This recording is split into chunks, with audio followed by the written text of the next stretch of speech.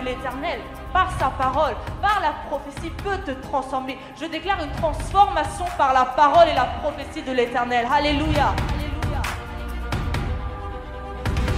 Le prophétique est dans la fin des temps l'arme majeure de Dieu pour pouvoir restaurer son règne au milieu des hommes. Le thème ne dit pas vos fils recevront des prophéties. Cela veut dire que Dieu t'attend à faire et non seulement à recevoir. In your family, you will prophesy. In your schools, you will prophesy. In your workplace, in this country, you will prophesy. Tu vas reprendre un grand vent de prophétie. Your sons and your daughters shall prophesy.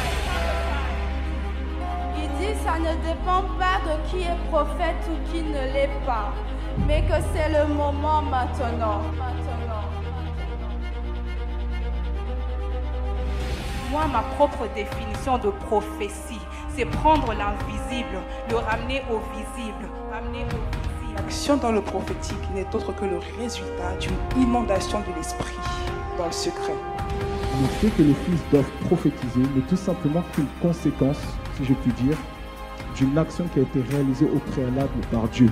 Nous sommes souvent en train de dire déclare la parole, déclare la parole, déclare la parole. Mais la parole sans l'esprit ne porte pas de résultat. Il nous a fait confiance. Jeunes que nous sommes, il nous a fait confiance. Parce qu'il sait que ça va bouger. Aïe, aïe, aïe, aïe, aïe, aïe, aïe.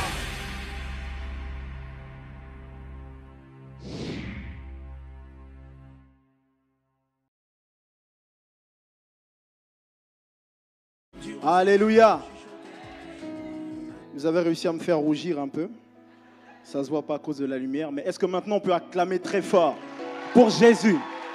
Je disais, est-ce qu'on peut acclamer très fort pour Jésus? Non, non, non, non, tu n'as pas encore acclamé. Est-ce que tu peux acclamer très fort et pousser des cris de joie pour le Seigneur Jésus? Alléluia. Vous pouvez reprendre vos places. C'est vraiment une joie pour moi de me retrouver devant vous.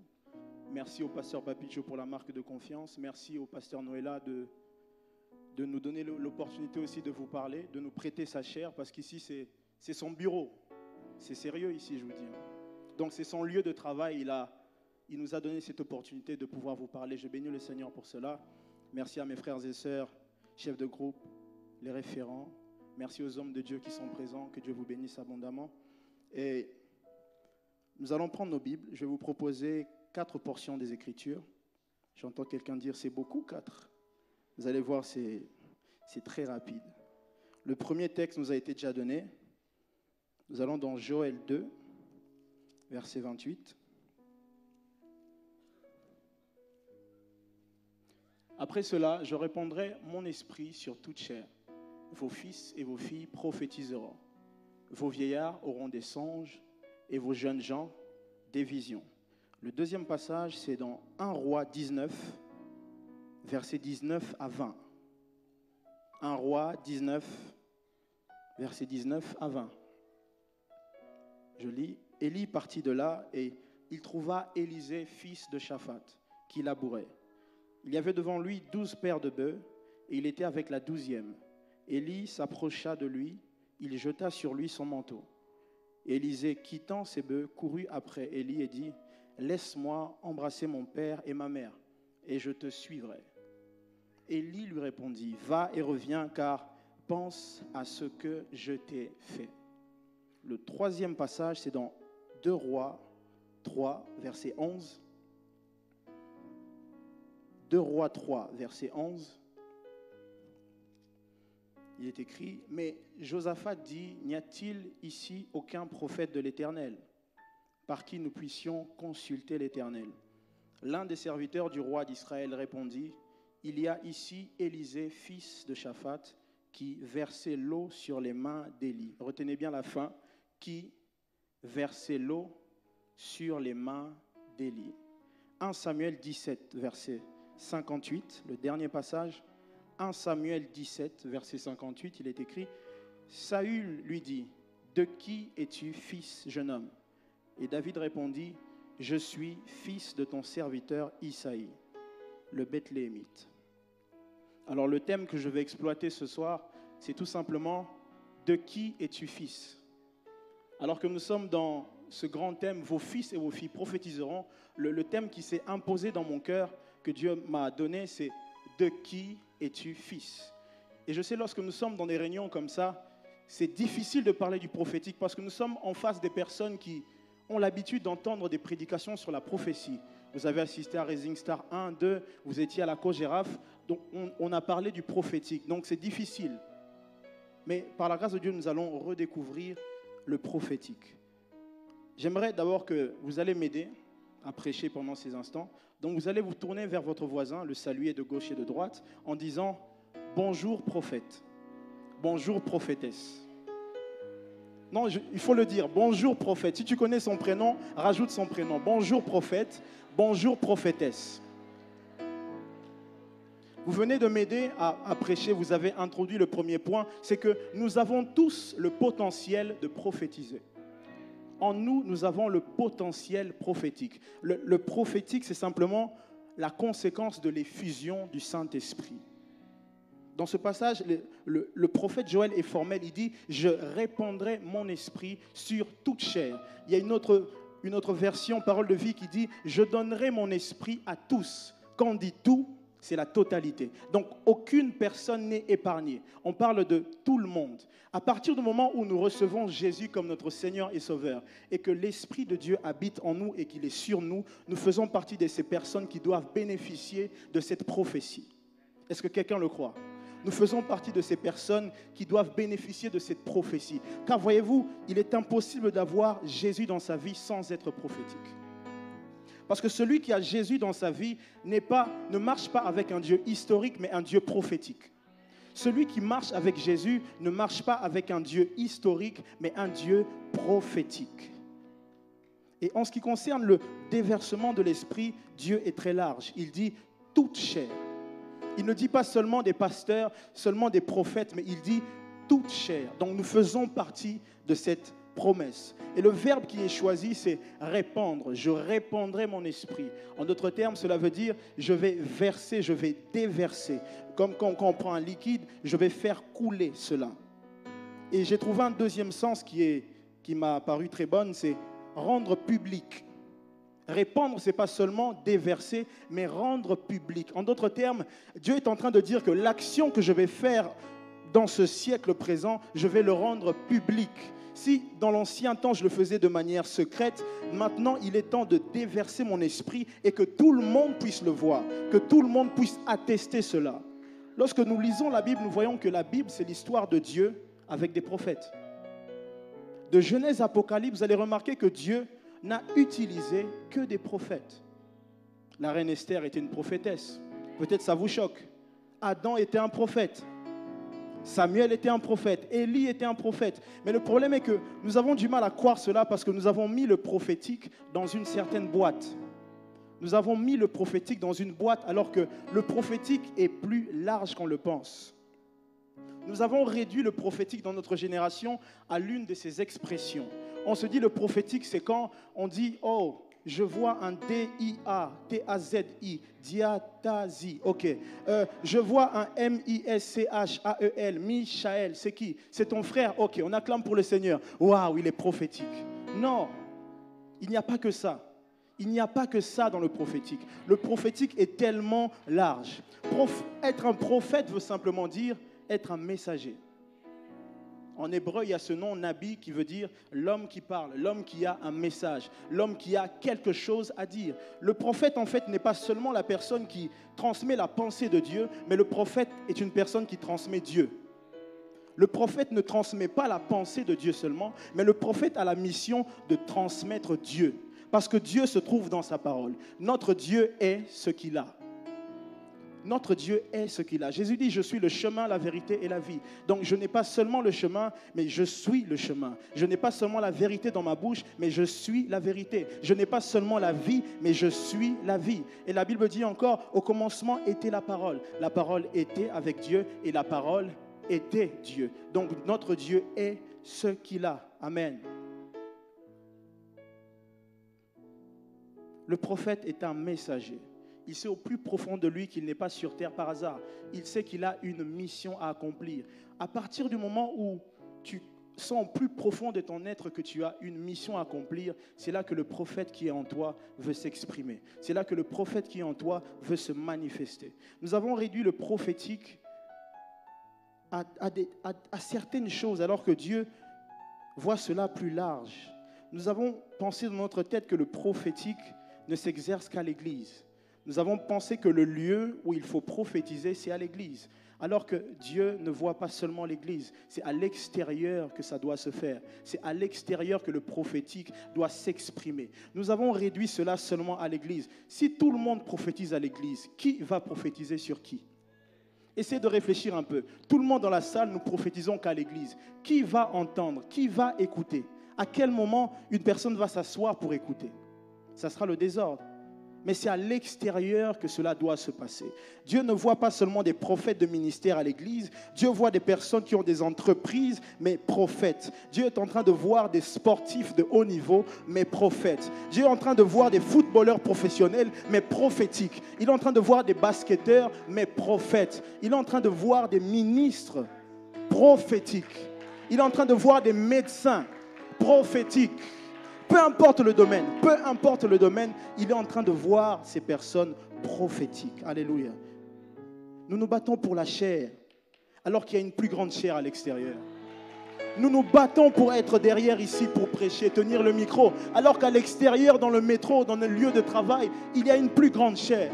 La Bible dit que le monde attend avec un ardent désir. Attendez, je vais vous montrer. Le monde attend. Donc le monde est assis. Il attend, il regarde la montre. Le monde attend avec un ardent désir la révélation des fils.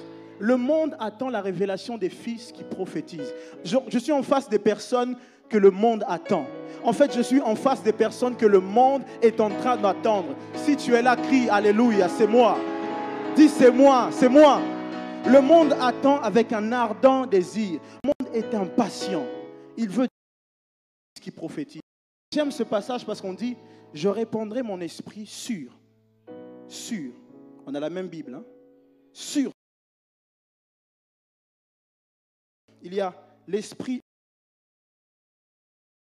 C'est deux choses différentes. Quand dans la Bible, vous voyez l'esprit en nous, c'est en rapport avec notre identité. Dans Romains 8, 14, il écrit « Tous ceux qui sont conduits par l'esprit sont fils de Dieu. » Pourquoi ils sont fils de Dieu? Parce que l'esprit de Dieu est à l'intérieur d'eux. Dans Romains 8, 16, l'esprit rend témoignage. L'esprit de Dieu atteste à notre esprit que nous sommes enfants de Dieu. Que nous sommes enfants de Dieu. Nous avons une identité parce que l'esprit de Dieu est en nous. Maintenant, la deuxième phase, c'est quand l'esprit n'est plus seulement en nous, mais l'esprit est sur nous. Là, c'est plus question d'identité, mais là, c'est question de revêtement de puissance utile pour accomplir une tâche. En d'autres termes, l'esprit sur nous n'est plus une question d'identité, mais c'est une question d'activité, une question de fonction. À chaque fonction est attachée une onction. Peu importe ce que tu es appelé à faire sur cette terre, tu me donnes le nom de ta fonction, il y a une onction qui va avec. À chaque fonction est attachée une onction. Et il y a cette formule que j'ai trouvée très intéressante, c'est que onction plus fonction égale distinction. Onction, vous prenez l'onction, plus la fonction, ça donne la distinction. Tu veux briller dans le domaine où Dieu t'a appelé, il faut que l'esprit soit sur toi. Il faut que l'esprit ne soit plus en toi seulement, mais l'esprit sur toi. Alléluia. Onction plus fonction, c'est la distinction. Nous le voyons avec Jésus. Jésus est né avec le Saint-Esprit. Il était rempli du Saint-Esprit. À un moment, dans Luc 2, je pense, alors qu'il avait 12 ans, il va dans la synagogue.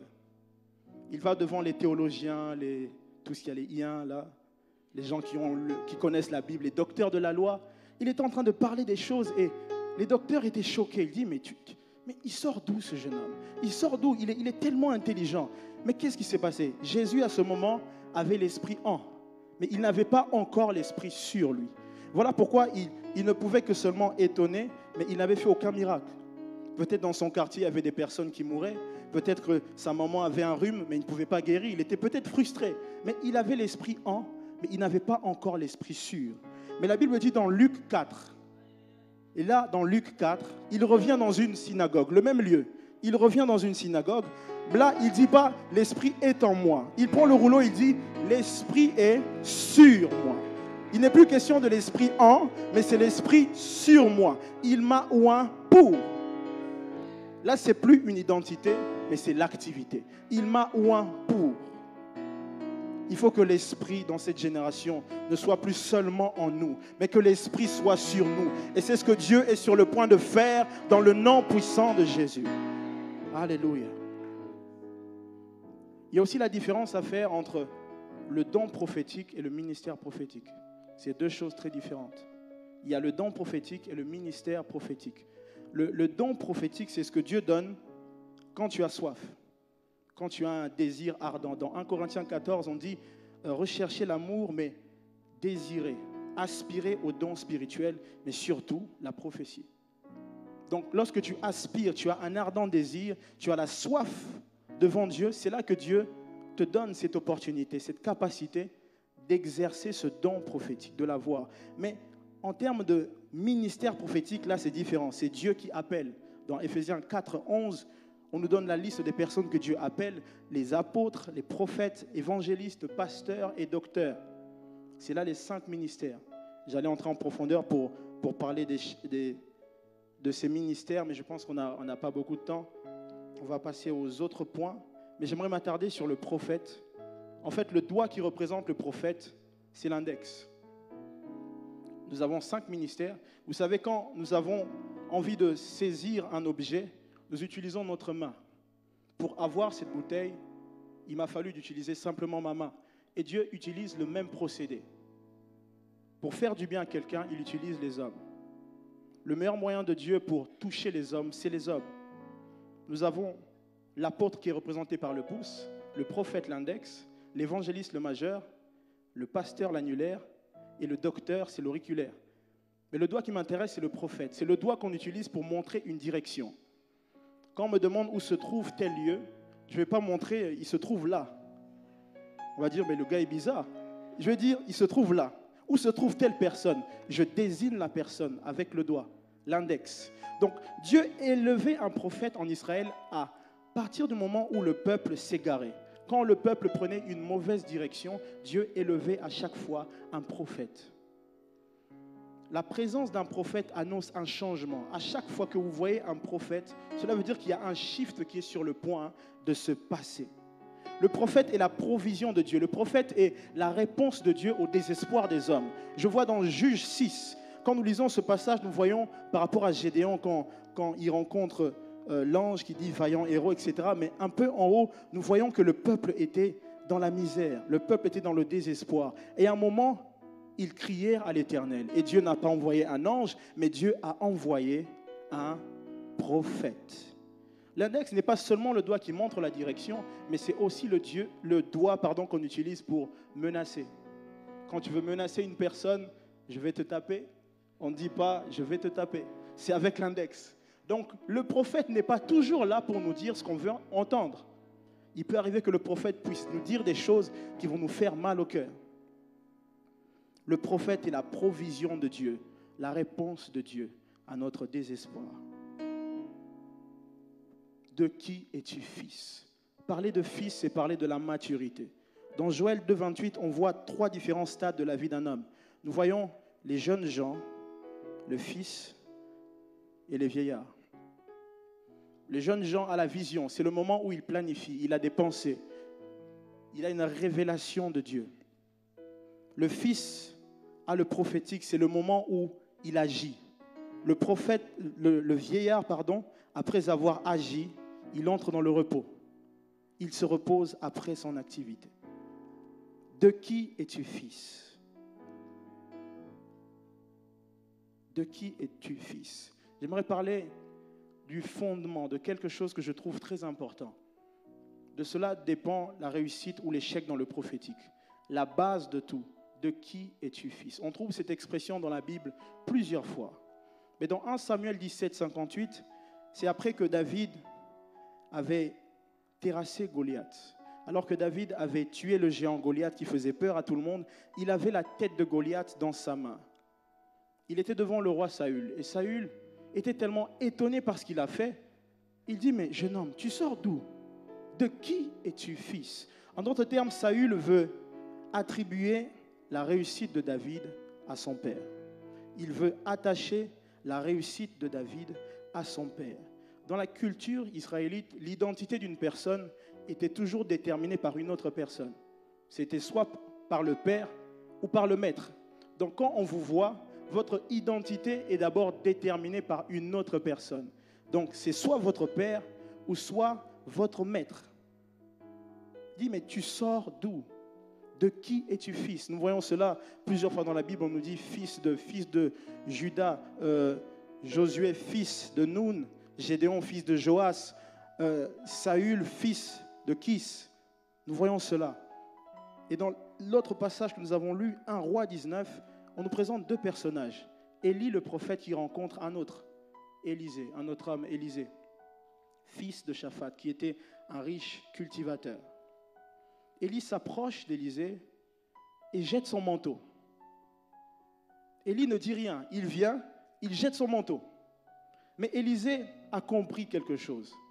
Ça semble être un geste banal, mais Élisée a compris quelque chose. Il dit, non, laisse-moi dire au revoir à mes parents et je vais revenir vers toi. Le verset 21 nous donne une indication très importante. Élisée fut au service d'Élie. Quand nous lisons cette partie dans la Bible, le titre qu'on a donné, c'est « Élisée appelé à succéder à Élie comme prophète ». À succéder à Élie comme prophète. Donc il avait l'appel prophétique. Élisée était en d'autres termes en stage, si on veut dire, auprès d'Élie. On retient bien ça. Élisée était appelé pour devenir un prophète. Mais dans l'autre passage que nous avons lu dans 2 Rois 3, 11, il est écrit que l'un des serviteurs du roi d'Israël répondit, « Il y a Élisée, fils de Shaphat, qui versait l'eau sur les mains d'Élie. » Qui versait l'eau sur les mains d'Élie. Un homme qui sort d'une famille aisée. Son père est riche cultivateur. Qu'est-ce qu'il faisait? Il versait de l'eau sur les mains d'Élie.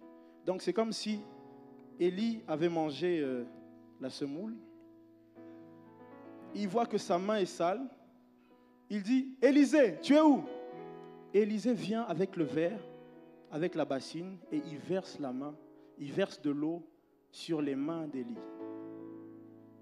C'est une image qui est très forte. Il versait l'eau sur les mains d'Élie. C'était sa mission. Pourtant, on dit qu'il avait l'appel prophétique. Élisée était appelé à prophétiser. Mais qu'est-ce qu'il faisait? L'une de ses missions, c'était être au service d'une autre personne. L'une de ses missions, c'était être au service d'Élie. Il était au service d'Élie.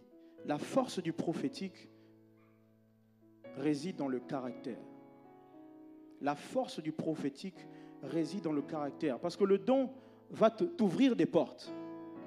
Mais le caractère va permettre à ce que cette porte puisse rester ouverte. Le prophétique, le don va te donner une chaise pour t'asseoir parmi les grands. Mais le caractère va permettre à ce que tu restes assis. Le caractère va te maintenir assis. Et parfois, ce qui forge notre caractère, c'est quand nous sommes auprès d'une autre personne. Aujourd'hui, nous voulons prophétiser sans être au pied d'une autre personne. Aujourd'hui, nous voulons prophétiser sans apprendre auprès d'une personne. Quand on voit David, dans ce passage que nous avons lu, il vient de faire un exploit. On lui dit, de qui es-tu fils? Il dit, mon père c'est Isaïe. Je ne viens pas du ciel comme ça, je viens de quelque part. Pourtant, quand on examine l'histoire de la vie de David, on voit qu'à un moment, son père l'avait oublié. Quand le prophète était venu pour chercher le futur roi d'Israël, son père l'avait oublié. Il dit, mais c'est ça, c'est tous tes fils? Il a dit, oui, c'est tous mes fils. Mais il a oublié qu'il y avait un autre fils. Celui qu'il avait oublié, c'était David. Mais malgré cela, je ne sais pas si David était au courant de cela, mais il dit, malgré les qualités, malgré les défauts de mon père, c'est mon père. Je viens de mon père. Malgré ses qualités, malgré ses forces, malgré ses faiblesses, j'ai un père. ce que j'ai fait. Et peut-être mon père n'est pas un sportif comme moi, mon père n'a pas eu de je ne sais pas quoi, mais mon père peut-être ne prophétise pas comme moi, mais j'ai un père. On peut regarder sur la lignée et me retracer, me dire, je viens de quelque part. De qui es-tu fils? Parce que l'être humain fonctionne par mimétisme. En fait, l'homme reproduit ce qu'il a vu quelque part. Tout ce que nous faisons, c'est parce que nous avons vu une autre personne le faire. Et l'enfant apprend en imitant. J'ai vu un documentaire à un moment où il y avait un monsieur qui était devant un bébé et il regardait le bébé, il ouvrait la bouche et tirait la langue. Et après quelques minutes, quelques secondes même, le bébé a refait la même chose. Il a aussi ouvert la bouche et tiré la langue comme le monsieur le faisait. C'est un principe que nous avons depuis la naissance. Nous apprenons en imitant. Mais j'aimerais dire à une jeunesse qui veut prophétiser, de qui es-tu fils? De qui es-tu fils? Qui est ton père dans la foi? Aujourd'hui, nous avons des prophètes qui se lèvent jour après jour. Chaque jour, nous avons des prophètes qui se lèvent. Mais de qui êtes-vous fils? Qui vous a engendré? Élisée appelé pour être prophète, mais il était au service d'Élie. Qui est celui qui a une autorité sur toi? Qui est celui qui peut te dire, aujourd'hui tu ne prêches pas, assieds-toi? Aujourd'hui, nous voulons faire des choses sans écouter les personnes que Dieu a placées devant nous. Qui est ton leader? Nous voulons être servis sans servir. Nous voulons être prophétiques, mais légers. Nous avons un souci au niveau de notre caractère. Nous voulons prophétiser, mais quel est l'état de notre caractère? De qui es-tu fils? Nous sommes des prophètes parfois comme Samson, ouin, mais léger. Une génération de prophètes, mais légers. Nous avons des prophéties seulement envers le sexe opposé. Toi, tu prophétises, tu es un spécialiste pendant les heures de pointe. Toi, tes prophéties ne viennent pas à 5 heures, à 10 heures, non. Toi, tes prophéties, c'est à 1 heure du matin, à 2 heures du matin. C'est là que tu prophétises. Nous voulons prophétiser, mais nous sommes légers. C'est un souci au niveau du caractère. Le fils qui prophétise méprise le vieillard qui a des songes. C'est ce que nous avons dans notre génération. Le fils qui prophétise méprise le vieillard qui a des songes. Le fils veut prophétiser, il ne veut pas écouter le père. Alors que le père nous permet de gagner du temps. C'est bizarre parce que la jeunesse veut gagner du temps, mais ne veut pas écouter le père qui nous permet de justement gagner du temps. Avoir un père, ça va t'apprendre l'humilité. Avoir un père, ça te permet de te soumettre, être au service d'eux. Avant de servir, nous devons apprendre à servir. Parce que notre exposition dépend de l'explosion, dépend de l'exposition. Si nous sommes exposés à un bon père, nous allons exploser. Nous voulons être une génération qui explose. Nous voulons être une génération qui va exploser. Nous voulons prophétiser. Mais avons-nous un père? Avons-nous une personne que nous écoutons? Sommes-nous exposés devant un père, devant un leader? C'est le fléau que nous avons dans notre génération. Nous voulons prophétiser. Mais de qui es-tu fils? Je suis le fils dont Joël est en train de parler, mais de qui es-tu fils? Quel est notre caractère? Quel est notre caractère? Parce que Dieu veut faire un travail puissant au niveau de notre caractère, à l'intérieur de nous. Parce que le visible dépend de l'invisible. Ce qui est visible a comme source ce qui est invisible. Le vrai problème se trouve dans notre caractère. Et nous allons prier pendant quelques minutes. Seigneur, fais un travail dans nos cœurs. Fais un travail au niveau de notre caractère. C'est vrai que nous voulons être de cette génération qui prophétise. Mais nous voulons que tu fasses un travail au plus profond de notre caractère. Parce que ce que tu vas faire au niveau de notre caractère va influencer la suite. Fais un travail puissant dans notre caractère. Nous ne voulons pas être puissants seulement, mais nous voulons être soumis. Apprendre comme tu l'as fait. Dans le nom de Jésus. Que ton nom soit glorifié. Amen. Au Seigneur, est-ce que nous pouvons acclamer le Seigneur?